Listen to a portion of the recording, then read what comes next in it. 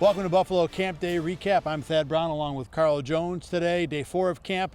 Sunday morning here at St. John Fisher University. And before we get into any of the football, any of the talk about the Bills and the season and all the things we're going to normally hit on in this show, I want to start with the fact that there was a great moment for the family that is in charge of the Bills organization, the Pegula family. Kim Pegula today was at practice. She watched practice from inside a large SUV, a Denali, behind one of the end zones. Never came out of the SUV, just sat in there the whole time. But the fact that she was here, people have called it a public appearance, and I think technically it is, even though, again, she was really never out of the vehicle. Regardless, a great step forward, certainly encouraging for someone who is originally from Rochester, who I think has a pretty, unique connection to this team and this camp being here, to have her have a chance to see a practice, to be out. I thought it was a great moment. After practice, Josh Allen went over, said hello, looked like he shook her hand. So, no matter how the Bills do this season, how many games they win, they lose, today was a win for the family. And I think a lot of Bills fans will feel the same way, and just a great moment. So wanted to start with that and how positive it was to have Kim Pegula at practice today. Now, let's talk about the practice, Carl. And I think the place to start with this practice is how good the offense was. We know they're good, they're talented, Josh Allen, Stefon Diggs especially. The first 3 days have been fine, nothing wrong. Today, I think they took it up a little bit of a notch. We're spoiled to get to watch that connection, especially Josh Allen and Stefon Diggs. Before the teams, obviously the offense goes against the defense. They do their individual work. And then the first competitive period, one-on-ones, man, I said it last year, Stefon Diggs and Josh Allen connection is better than my Wi-Fi at the crib, and today it was strong. They went 3 for 3 on one-on-ones, Diggs against Trey White, and Trey White couldn't do anything about it. The back shoulder throws, the digs, it was just disgusting to watch, and that kind of was a spark for the rest of practice. Obviously, it wasn't a completion every single rep, but that kicked it off. That set the tone for how the offense played the rest of the day. Stefon Diggs gets his reps in team whenever he pleases, but when he was out there, he was dominant, and it's just encouraging and so fun to watch. When those two are on their A game, it's not many duos better than the league. And no knock on Trey White, too. He has looked very good in camp so far. So for Allen and Diggs to be doing that to Trey White, that's even more impressive. Beyond that, there was a deep ball to James Cook over Micah Hyde today that went for a touchdown. Gabe Davis had an excellent catch, looked like either a dig or a post, basically right on top of Trey White. I mean, it was a ball where it seemed like Allen had to throw him open a little bit. One hiccup, Jordan Poyer absolutely just robbed a slant route to Diggs, made a spectacular interception, had to go up and get the ball. But outside of that, I thought this was the best day we've seen from the Bills' passing offense so far. Beyond that, defensively, I think Poyer had the big highlight. I think the other story today was how the rotations continued to move along. We saw Osiris Torrance get extended time with the first team. Ryan Bates had the first drill. Ryan Bates had the last drill when it was first team driving the field. But in between, it was all Torrance. And, I don't know how much of that is the Bills think he's better or they want to give him an extended look. And again, especially with the offensive line, as you'll say, they're still in pajamas. Not a whole lot we can take out of this. Before we talk about the rotations, I got to give some love to Poona Ford. The big play that my big man made, look fast on that one. Yeah, a little pick six against Matt Barkley today. Little pick six, we'll call it for the big guys, big guys. But that was cool to see. But back to the rotations, especially before the pads come on, how are the guys handling rotations in terms of assignment? Because before the pads come on, you got to deal with the physical aspect of the game. But when you don't have to worry about that aspect, are you doing your assignment right? Are you executing things right? Because the game's a little bit slower when you aren't having to move a guy around. So the fact that they're giving him all that responsibility without having to worry about the physical portion of practice is encouraging to see on both sides of the ball, whether that's Spector on the other side, Torrance and the inside as well. Obviously, once you get the big boys on and we get to hitting, it's a different ball game. But can you handle the mental side of the game? And that's what all the coaches are giving these players at this point without the pads. You mentioned it quick about the linebackers. Today was Terrell Dotson's day. Sean McDermott talked about it before practice a little bit, that at this point it seems like the Bills have a plan for who the main number one middle linebacker would be, and it's just a rotation. Dotson day 1, Terrell Bernard day 2, Balin Spector day 3. Now we're back around to Dotson. Interesting that Dorian Williams isn't part of that at all. Definitely seems like, and it's been talked about a little bit, he is a will or a weak side linebacker, not a middle linebacker in this team for the moment. But Dotson got his day today. Nothing spectacular. I think he was solid.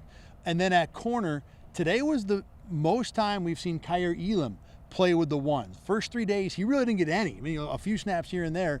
Carl, you played corner in college, so you're going to be the expert on this. I thought he was relatively up and down getting some first team stuff. Yeah, before they got to the team portion, he did an excellent job in one-on-ones, 2 fade routes to Gabe Davis, 2 incompletions, so that's always a plus for the defense. Got to the team portion of it, up and down a little bit. There was a route against Stephon Diggs where he was off and he couldn't get foot on the ground and get out of the break, and Diggs, a long completion, probably like 25 yards. So that wasn't good to see, especially from a guy like Kair. You want to see him. We see what you can do at the line of scrimmage, but how are you off backpedaling and stuff like that? So that obviously needs some improvement. But there were some other plays, though, where I thought he got hands at the line of scrimmage using that length. So that was good to see. However, you don't want these valleys and peaks in this job, especially with such a veteran defense with a team that has Super Bowl aspirations. They're going to take the consistent guy over the guy who's going up and down. So it's early. We're not even in August yet. But you would like to see him going like this as opposed to this little valley and peak. And to your point, in terms of his off coverage stuff, in that drive the field session at the very end, he was on the field, and the Bills went at him twice, or the offense went at him twice in a row, Khalil Shakir and then Trent Sherfield. Now, look, both routes were kind of short outs, even maybe a flat route. So if we're assuming that the drill was prevent a touchdown, end of the game kind of stuff, that's probably a situation where that he might be happy giving that up.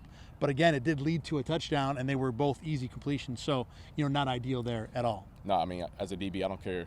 You're competitive. You're not going to want to give up anything. And I know the play call may allow it, but you're still like, that doesn't look good. Everyone in the stands thinks it's my fault. So it wasn't ideal for sure. Sean McDermott was at the podium today. Nothing overly groundbreaking from his press conference today. There was something about Trey White that you liked in terms of his return from that ACL a year and a half ago. Yeah, we always talk about the first year back from an ACL is tough. I mean, we're going to deal with that this year with Von Miller. And Sean McDermott gave kudos to Trey White for battling through the challenge of that recovery, which I thought it was intriguing that he used that word in particular, because you're right. It's not just the physical portion of it, it's the mental side of it. Can I trust my leg to break the same way?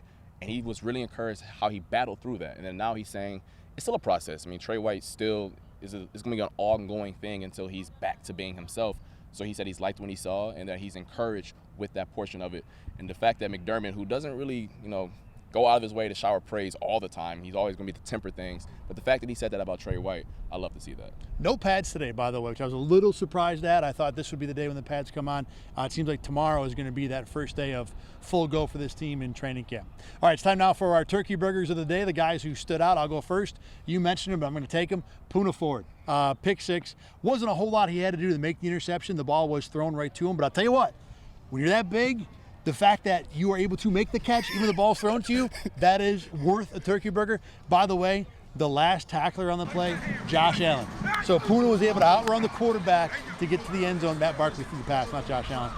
Josh just getting having a little fun, but Poona Ford definitely a turkey burger today. He was picking them up and putting them down. Yes, he was. So he was moving. He's moving. He's not bad. Yeah, I love to see that. For me, going to go back to the DB room, Dane Jackson. He made a great play right in front of us in the team portion of the period. Gabe Davis was about a couple steps in front of him. We saw it the entire way, Josh dropped it right in the breadbasket. And then last second, perfect play. Dane Jackson shoots the hands, PBU. Gabe Davis has some not-so-friendly words to say about that after the play. He was mostly friendly, actually. He was unhappy, but he was like, respect. No, it was a respect thing. He was more upset about the fact that he just didn't catch it. But love to see that, especially when you're – the phrase that I like to say, it's not a catch until it's a catch. Even though it looks like it might be a catch, Dane Jackson didn't give up, was patient, no PI, no none of that. Perfect play. It's like, as I like to say, teach tape. A lot of high fives for that one afterward. Even Sean McDermott made a point to come out and find Dane before he got back in the huddle and say, good job there. My second turkey burger today, Jordan Poyer. We mentioned the interception. I'm not going to be able to do it justice. Reading the Stephon Diggs slant in the red zone. Now, look, they've seen enough Stephon Diggs reps that there's probably a decent idea they know when a few of these are coming. Regardless, he had to get up, man. The vertical was there. That ball had to be, 2 feet over his head minimum? And it's a Josh Allen throw, too, so that thing is steaming. And made the catch, kept his balance, good return on it, might have taken it back to the house. Just the elite play that you would expect from a guy like that. But, I say expect. He's coming off so many injuries last year, and at the age he's at, I think there's maybe just a shred of doubt that he can still be at that level. Maybe all, I think here and there he's going to be, but all year, and to see it, right there in front of you, as good as it gets for safety play, I thought was a good sign for sure. He's looked really good through the first 4 days of practice so far. So after all the injuries so far, happy to see that he's still at least somewhat of what he used to be. For me, my last turkey burger, Stephon Diggs. I'm sorry. I said it early on. We're so spoiled to see someone that darn good. Just so attention to detail oriented. When he's covered, even he's not covered. Trey White sticking him, doesn't matter, get off me last second. I mean, for all the young receivers out there, or just anyone who's a fan of the game, watching him work is so fun because everything is meticulous. He doesn't waste time. He doesn't waste reps. He gets in and out of his breaks. Everything's with a purpose. And then it also helps when you got 17 throwing you the ball. So even when you're not open, you're open. So that's my turkey burger. But to your point, though, Stephon Diggs is not a physically dominant guy. He's not super big. He's not super fast. So to be at that level, you have to be so technically elite. And you're right. We're lucky to see it every single day. Because you're right. He's not beating guys over the top. He's not, like, exploding off the line of scrimmage. He's just boom, boom, boom, put a foot down, I'm out. Show the hands last second. I mean, it's just so fun to watch. I wish I can just roll back clips of just practice and film everything because that's how fun it is to watch. You will see some of it tonight on News 8 at 6 and 11, or yesterday if you are watching this later on. But obviously we'll have a recap of practice every single day when it comes to the news side, and of course at RochesterFirst.com. We're done for day number 4. We're back at this tomorrow morning on Monday for day 5. For Carl, I'm Thad. Thanks for watching. Thanks for listening on Spotify. We'll see you tomorrow on Buffalo Campday Recap.